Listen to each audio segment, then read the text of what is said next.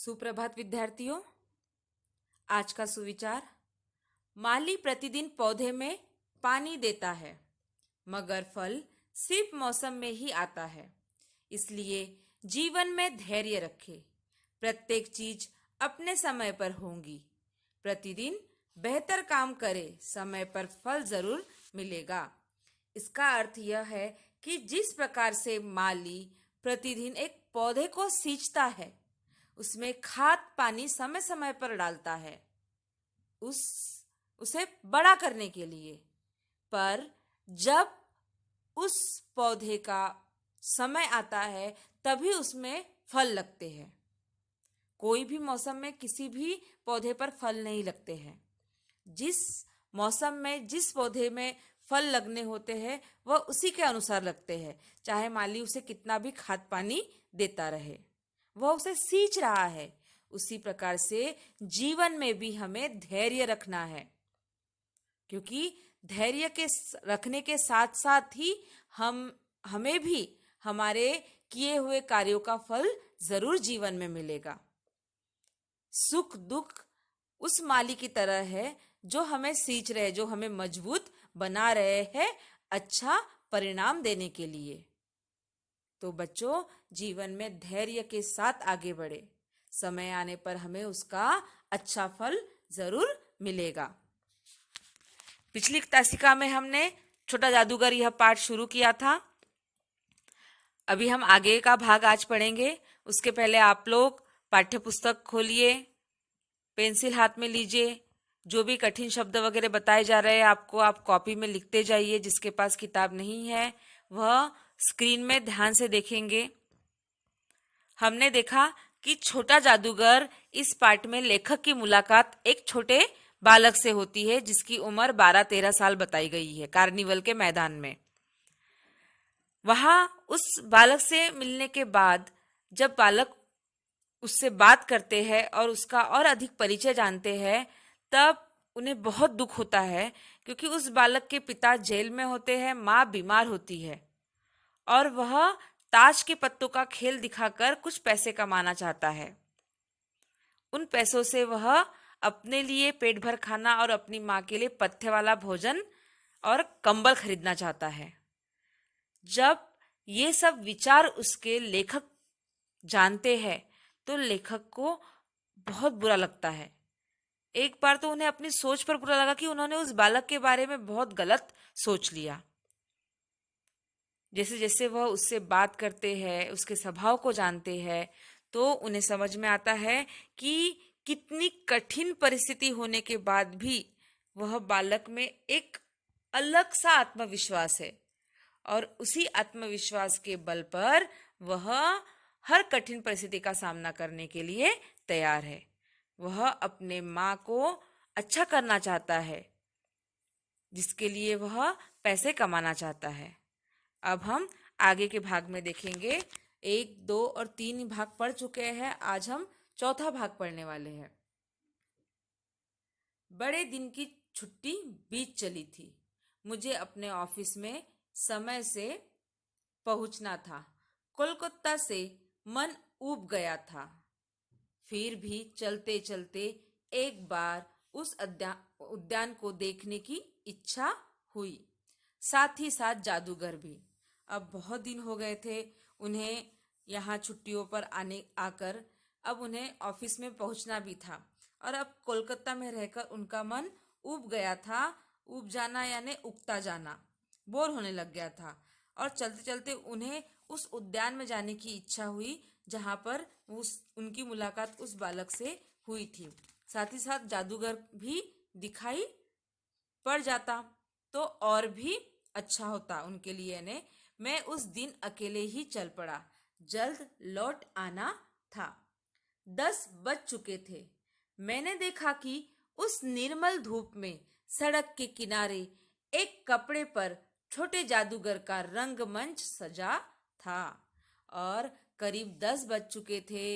एक निर्मल यानी निर्मल साफ सुथरी धूप में सड़क के किनारे एक कपड़े पर छोटे जादूगर ने अपना रंगमंच, अपनी तमाशे वाली दुकान सजा रखी थी। मोटर रोककर उतर पड़ा। वहां बिल्ली रूठ रही थी। भालू मनाने चला था। ब्याह की तैयारी थी। सब होते हुए भी जादूगर की वाणी में वह प्रसन्नता की तरी नहीं थी। तरी यानी फुर्ती। एक जो फुर्ती उन्होंने पहली मुलाकात में देखी थी, अब वह फुर्ती उन्हें उसके शब्दों में नजर नहीं आ रही थी। जब वह औरों को हंसाने की चेष्टा कर रहा था, तब जैसे स्वयं कांप जाता था। चेष्टा यानी प्रयत्न करना। जब वह दूसरे को हंसाने की चेष्टा कर रहा था, तो उसके स्वर जो मुख से वह बोल रहा था, ऐसा लग रहा था कि वह स्वयं डरा हुआ है। कांप जाता था यानी डरा हुआ है, जाता था। पूर्ण भूतकाल की क्रिया है यहाँ पे, नहीं थी, चला था, सजा था, ये सब पूर्ण भूतकाल की क्रियाएं हैं। मानो उसके रोए रो रहे थे, रो रहे थे, अपूर्ण भूतकाल। मानो ऐसा लग रहा है कि उसके शरीर के प्रत्येक रोए रो रहे हैं। मैं आश्चर्य से देख रहा था। खेल हो जाने पर पैसा बटोरकर उसने भीड़ में मुझे देखा। वह जैसे क्षण भर के लिए स्फूर्तिमान हो गया। मैंने उसकी पीठ थपथपाते हुए पूछा, आज तुम्हारा खेल जमा क्यों नहीं? अब लेखक को वह उतनी भीड़ में देखता है, और लेखक भी उसे देखकर उसके पास आते हैं और उसकी पीठ को थपथपाते हैं, और वह उससे पूछते हैं कि आज तुम्हारा खेल क्यों जमा नहीं? यहाँ पे क्षण, क्षण यानी पल भर, तो ये फिर से क्या है? युग्म शब्द। स्फूर्तिमान यानी फुर्तीला। एक जो फुर्ती थी उसके शब्दों में, वह उन्हें नजर नहीं आई। इसलिए वह प्रश्न पूछते हैं उसे कि आज तुम्हारा खेल जमा क्यों नहीं? कुछ ठीक नहीं लग रहा है। यहाँ प्रश्नवाचक वाक्य है यह। माँ ने कहा है, आज तुरंत चले आना, मेरी घड़ी समीप है। अब वह कहता है कि माँ ने कहा है कि तुरंत चले आना, मेरी घड़ी समीप है। तुरंत यानी जल्दी। क्रिया विशेषण अव्यय यहाँ पे। मेरी घड़ी समीप है। घड़ी यानी यहाँ समय बताया जा रहा है। घड़ी को समय पे बताया जा रहा है कि मेरा समय अब समीप आ गया है। तो कौन सा समय है? उसके चले जाने का समय समीप यानी पास आ गया है। अविचल भाव से उसने कहा। अविचल, अविचल यानी बिना विचलित हुए, साधे इससे, क्योंकि उसे अभी समझ नहीं आता कि माँ ने ऐसा क्यों कहा। वह बालक समझ नहीं पाया था, इसलिए अविचल, जो विचलित नहीं है, यानी जो अस्थिर नहीं है। अविचल, विचल यानी विचलित होना।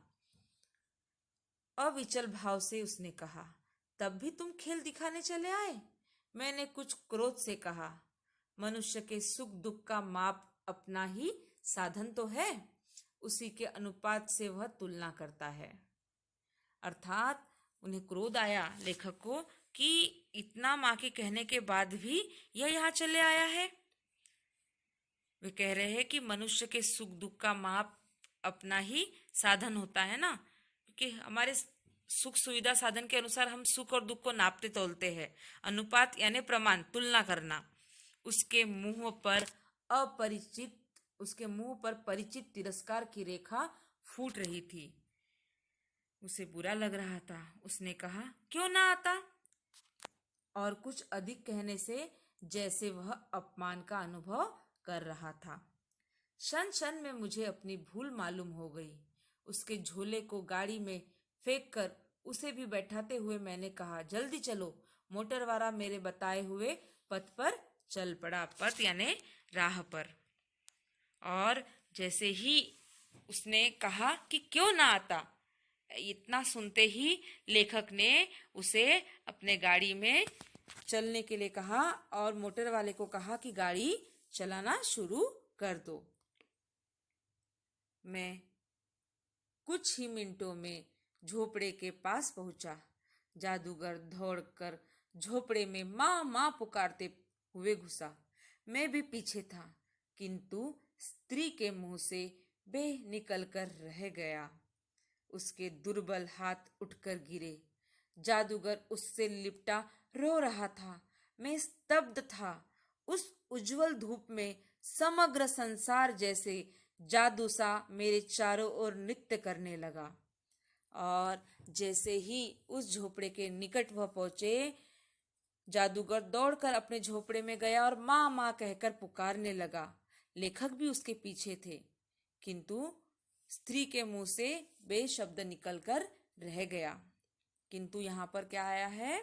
समुच्चय बोधक अव्यय। उसके दुर्बल हाथ उठकर गिर गए, दुर्बल यानी कमजोर हाथ, और जादूगर अपनी माँ से लिपटकर बिलक बिलक कर रोने लगा।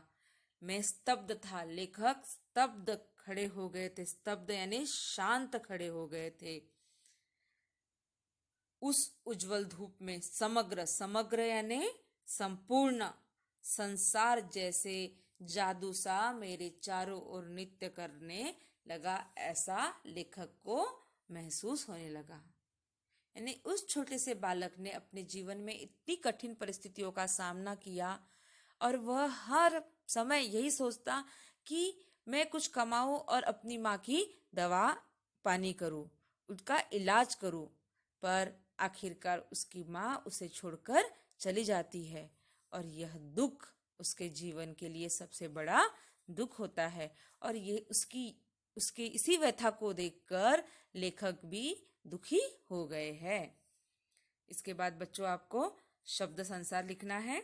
जितने भी शब्द यहाँ पे बताए गए हैं उन शब्दों को लिखो। साथ साथ में पढ़ाते समय आपको जो भी शब्द युग्म बताए गए हैं, मुहावरे बताए गए हैं, उसको भी आप अपनी कॉपी में लिखते जाइए।